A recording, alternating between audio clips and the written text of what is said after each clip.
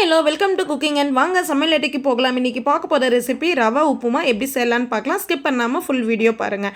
அதுக்கு ரவை எடுத்துக்கலாம். எந்த ரவை வேணால் எடுத்துக்கலாம். வறுக்காத ரவையாக இருந்தால் நீங்கள் ஒரு வறுத்துக்கோங்க. எம்டி கடாயில் போட்டு சும்மா ஒரு ஜஸ்ட்டு வறுத்துக்கலாம். நெய் எடுத்துக்கலாம், எண்ணெய் எடுத்துக்கலாம், கடுகு, தேவையான பொருட்கள் பார்த்துட்ருக்கோம். கடலைப்பருப்பு, உளுத்தம்பருப்பு, முந்திரி, உப்பு, பச்சை மிளகாய், இஞ்சி, கருவேப்பிலை, கொத்தமல்லி தழை, பால். மெயின் இன்க்ரீடியன்ஸு இந்த பால் தான். இந்த ரெஸ்டாரண்ட் ஸ்டைலில் நம்மளுக்கு ஹோட்டல் சுவையில் கிடைக்கிறதுக்காக இந்த பால் ஊற்றுறோம். கடைகளில் நம்ம வாங்கிறது அவ்வளோ ஒரு சுவையாக இருக்கும். நம்ம வீட்டில் நம்ம செஞ்ச உப்புமாவா, இன்றைக்கி உப்புமாவா அப்படின்னு கேட்பாங்க.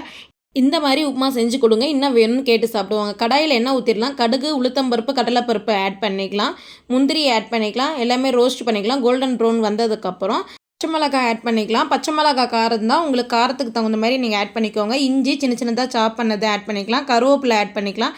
ஃபுல்லாக ரோஸ்ட் ஆனதுக்கப்புறம் நீங்கள் எவ்வளோ கப்பு வந்துட்டு ரவை எடுக்கிறீங்களோ அதுக்கு டபுளாக நம்ம வந்துட்டு தண்ணி ஊற்ற போகிறோம். ஒரு கப்பு ரவை எடுத்துருந்தீங்கன்னா 2 கப்பு வந்துட்டு பார்த்திங்கன்னா நம்ம தண்ணி மெஷர்மெண்ட் எடுப்போம். நான் 1.5 கப்பு ரவை எடுத்திருக்கேன். 1.5 கப்பு தண்ணியும் 1.5 கப்பு பாலும் அளந்து ஊற்றி இருக்குது. நீங்கள் உங்களுக்கு பாலிலே நீங்கள் முழுசாக செய்கிறதா இருந்தாலும் செய்யலாம். இல்லைன்னா அது தண்ணி பாதி பால் பாதி கூட சேர்த்துக்கலாம். உப்பு தேவைக்கேற்ப ஆட் பண்ணிக்கலாம். தண்ணி கொதிச்சிருச்சு. இப்போ உப்பு வந்துட்டு நம்ம டேஸ்ட் பண்ணி பார்க்கலாம். உப்பு கம்மியாக இருந்தால் ஆட் பண்ணிக்கோங்க. உப்பு ஒரு கல் கொஞ்சம் எக்ஸ்ட்ரா தான் இருக்கணும். கம்மியாக இருந்துச்சுன்னா ரவை போட்டதுக்கப்புறம் உங்களுக்கு உப்பு மேலே உப்பு குறைவாக இருக்கிற மாதிரி இருக்கும். அதனால் கொஞ்சம் தண்ணி குடிக்கும் போதே உப்பு கொஞ்சம் அதிகமாக இருந்துச்சுன்னா உங்களுக்கு கரெக்டான இது. இப்போ இந்த மாதிரி கொட்டும் போதே நல்லா கிளறி விட்டுட்டிங்கன்னா உங்களுக்கு கெட்டியாக அங்கங்கே உருண்டையாக வந்துட்டு வராமல் இருக்கும். உப்புமா வந்து பார்த்திங்கன்னா நல்லா ஒரே சேமாக இருக்கும்.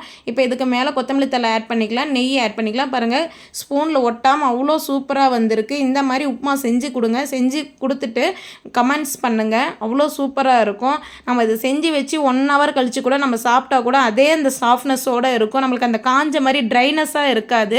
உப்புமா காஞ்ச மாதிரி இருக்குது, எனக்கு வேண்டாம், உப்புமாவே வேணான்னு ஒதுக்கணவங்க கூட இப்போ உப்புமா வேணும்னு சொல்லி சாப்பிடுவாங்க. அந்த லெவல் ருசியாக இருக்கும்.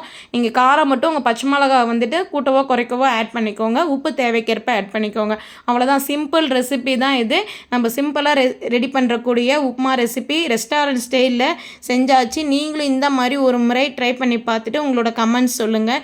நம்ம சேனலை புதுசாக பார்க்குறவங்க சப்ஸ்கிரைப் பண்ணிக்கோங்க, லைக் பண்ணுங்கள், ஷேர் பண்ணுங்கள், பெல் ஐக்கானை கிளிக் பண்ணிக்கோங்க.